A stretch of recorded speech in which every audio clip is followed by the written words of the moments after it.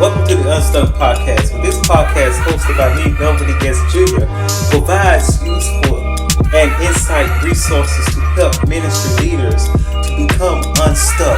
With this podcast aims to bridge the gap between the generations, the younger and the older generations, by providing content that is both relevant and reliable. I pray that you will go to my YouTube page, Melvin D.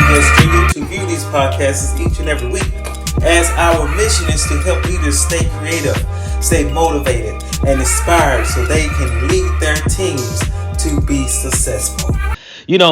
In today's diverse society, bridging the gap between the younger and the older generation has become increasingly important. And one key aspect of bridging this gap through effective communication.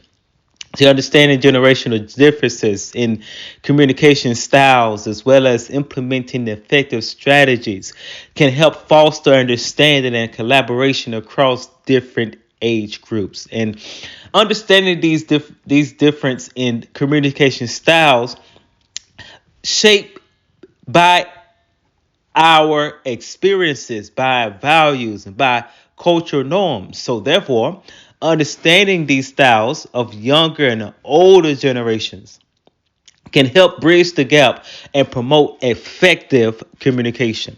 If you understand the younger generation such as the millennials and the Generation Z have grown up in the digital age, also known as for their tech-savvy nature. They rely heavily on the digital platforms and often more comfortable with virtual communication methods such as emails, instant messaging, and social media. Younger generations value direct and concise communication, preferring to avoid unnecessary formalities.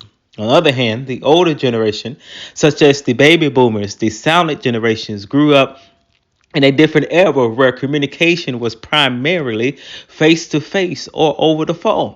And these generations may prefer traditional forms of communication, such as face-to-face meetings or phone conversations, as they value personal communications and believe that there is no substitute for direct interaction.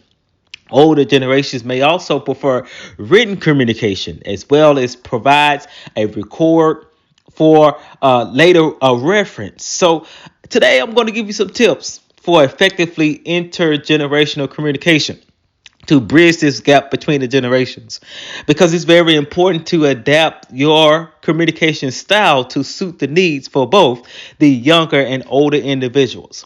So consider these tips with me, if you will. Point one, we must understand the different communication styles. We must be able to realize and appreciate the differences between the younger and older generations' communication. We have to avoid making assumptions about their preference or abilities. Number two, we must practice active listening. Because active listening to others, regardless of their age, listening attentively to ideals and concerns and perspectives, to encourage each and everyone to express their thoughts and feelings fully. Number three, you must have a clear and concise language. Must avoid using jargon or technical terms that younger and older individuals may not understand. Instead, must use an easy to understand language to convey our message. And four, we must adapt our communication channels, because as we utilize a mix of communication methods that cater to the preferences of both parties. For instance, the younger individuals prefers virtual communication. Consider scheduling video conference calls or sending emails. So if the older individual prefer face-to-face interaction, we must arrange in-person meetings or phone calls. Right? Seek feedback. And point five, we must seek feedback, because actively seek feedback from both younger and older generations on individuals on your communication style. But this can help you identify any areas for improvement and make necessary adjustments. There are strategies to overcome these barriers to communication. Despite the best efforts of the intergenerational communication, we may still face that differences generations brings to the table, we must realize that these differences can lead to misunderstandings if left unaddressed. And we must also foster understanding and empathy, because you have to encourage open dialogue and create a safe space where individuals feel comfortable expressing their thoughts and feelings. Actively listening to others to try to understand their perspective, fostering empathy and reducing the likelihood of conflicts. And then we have to use technology as an enabler, because embrace technology and the digital tools that facilitate intergenerational communication, to utilize these virtual platforms such as video conference tools, and to bridge the geographical gaps and enable collaboration across generations. Then another strategy to overcome these barriers is to encourage training and education, because this allows us to provide education and training opportunities to both the younger and the older generations to embrace their communication skills. This can help bridge the gap of generation to promote understanding among the different age group. So as we move into promote the collaboration and mentorship, it is very important for us to encourage intergenerational collaboration and mentorship programs. With this can provide an opportunity for the younger generation to listen from the experiences of the older individuals and vice versa.